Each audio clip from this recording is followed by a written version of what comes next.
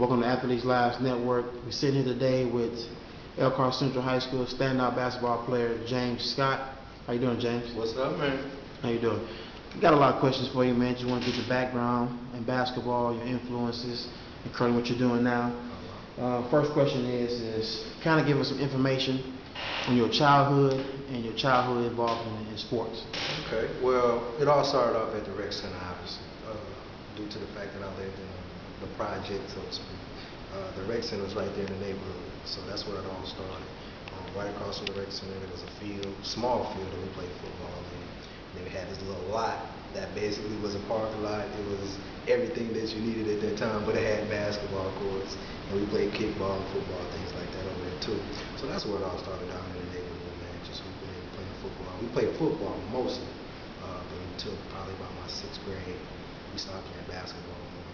So that's where it all started. Okay. So what were some of your earlier influences in playing sports? My earliest influence of actually playing sports would probably be my cousin Dale. Just because he was older, you know what I mean? I didn't have no older brothers, I just had older cousins, so he was the one that was actually into sports and on different teams and things like that. So he was probably my earliest influence as far as playing sports. But I always had an interest in playing sports. I always played sports. I was pretty good in them, so it was something for me to do. I didn't do too much else other than play sports, so that's what it was when I was growing up. Okay. In 1999, your senior year team went to the state finals. So kind of go into your whole high school experience from freshman year into that state finals game. Well, my freshman year, man, my class came in, I guess you would call it heralded as far as in that area, just due to the fact that we had a lot of talent during that time as far as my class was concerned, the class in 1999. So my freshman year, we had expectations for ourselves, but ultimately the coach didn't have the same expectations. So I started off pretty good just due to the fact that I had my grades and everything situated. So within that time, Dean Foster was the coach. He hadn't had a freshman move up to any level above the freshman team. I was the first freshman to actually start on the JV team under his tenure there. So I started off pretty good.